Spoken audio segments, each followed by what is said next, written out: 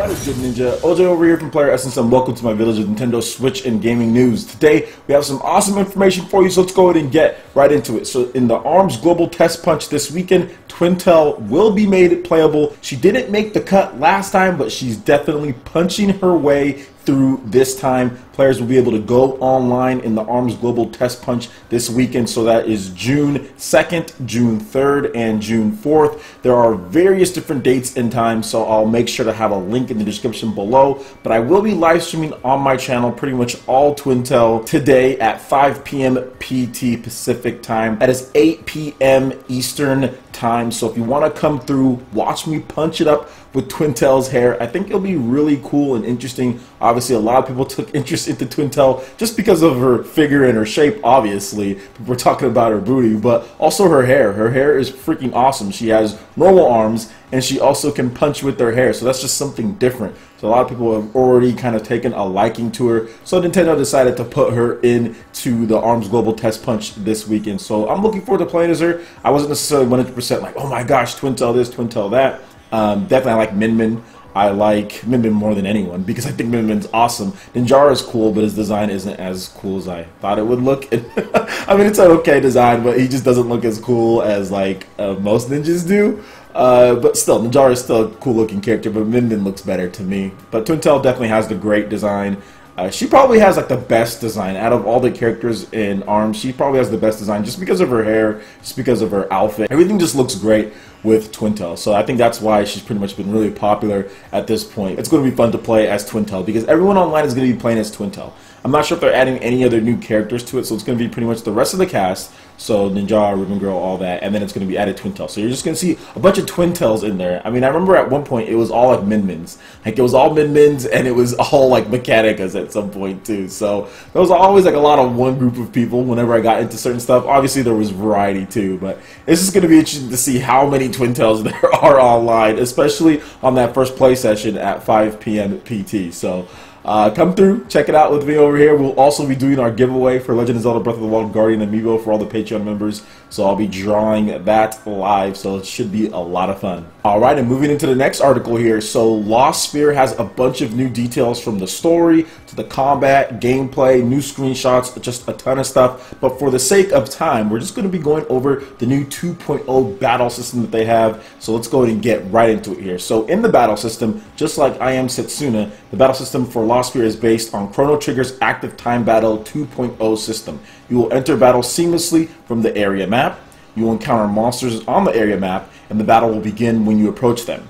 Since you choose commands, you can carefully clear each fight while observing a battle situation. You can also move around in battle. In Lost Sphere, you can move around any character during battle. This way, you can utilize the characteristics of your weapons and magic to enjoy a much more strategic battle.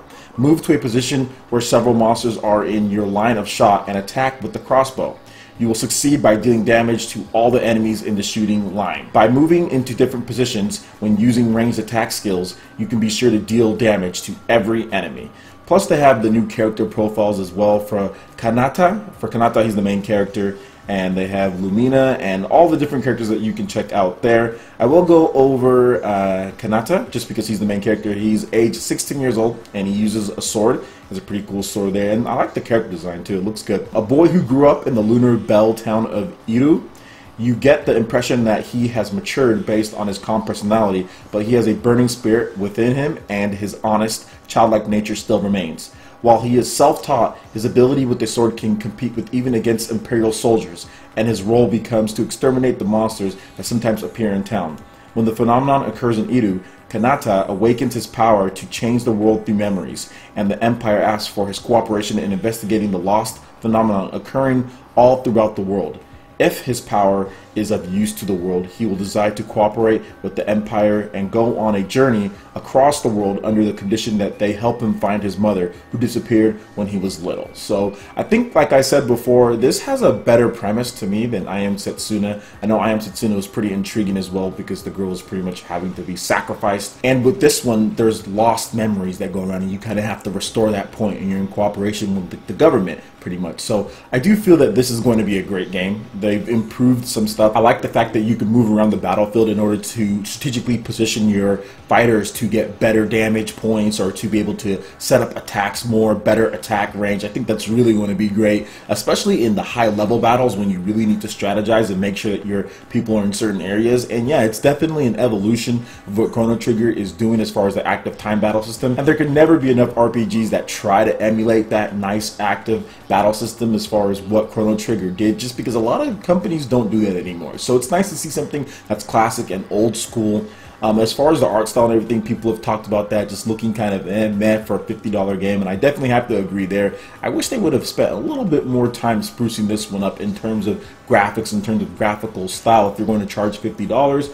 But then again, at the same time, not everyone pays the same price for games. So we'll see how it turns out. And the physical version will be a Square Enix exclusive, I guess the e-store exclusive for Square Enix, but at least it's coming over this time, unlike I Am Setsuna, which didn't get a physical release outside of Japan, and you had to import if you wanted that one. So there's positives and negatives, but overall, what do you guys think about Lost Sphere on the Nintendo Switch, PS4, and PC? It's coming out in early 2018. I think it's going to be a pretty good game. Alright, and moving on to the last article here in the main topic. Nintendo Switch's paid online service has been delayed to 2018 in terms of when the full service launches, but it costs $20 a year and includes online enabled classic game library. So Nintendo has delayed the launch of their paid online service for the Nintendo Switch from the previously planned fall 2017 to early 2018, I guess, or 2018 in general. So additionally, the company announced that the paid online subscribers will now get access to a classic game selection, a compilation of classic titles with added online play such as Super Mario Bros. 3, Balloon Fight, and Dr. Mario, rather than a single virtual console game as previously announced that will be swapped in and out each month. Now, speaking to Kotaku, Nintendo said users will be able to download and play as many of the games in the classic library as they want, as often as they would like, as long as they have an active subscription. Speaking to IGN, Nintendo said the library will include NES games at launch and that Super NES games are under consideration, but there is nothing to announce at this time. In addition to online gameplay access and classic game library, the paid online service for Nintendo Switch also includes access to online lobby and voice chat, smartphone app, and Nintendo eShop deals. Until the paid service launches in 2018, online gameplay will remain free. When the service does launch, pricing will be as follows. For a 1-month membership, it's $3.99. For a 3-month membership, it is $7.99. And for a 12-month membership, it is $19.99. Now, more information about Nintendo's online service will be announced later this year. And I also wanted to add in that a free limited version of Nintendo Switch's voice chat app for mobile devices will launch summer 2017. So here's the official blurb here. Our new dedicated smart device app will connect to Nintendo Switch and let you invite friends to play online, set play appointments, and chat with friends during online matches in compatible games, all from your smart device. A free limited version of the app will be available for download in summer 2017. So I'm guessing that when Splatoon, around that time it comes out, you'll be able to download the app to pretty much any device that's smart, like device enabled.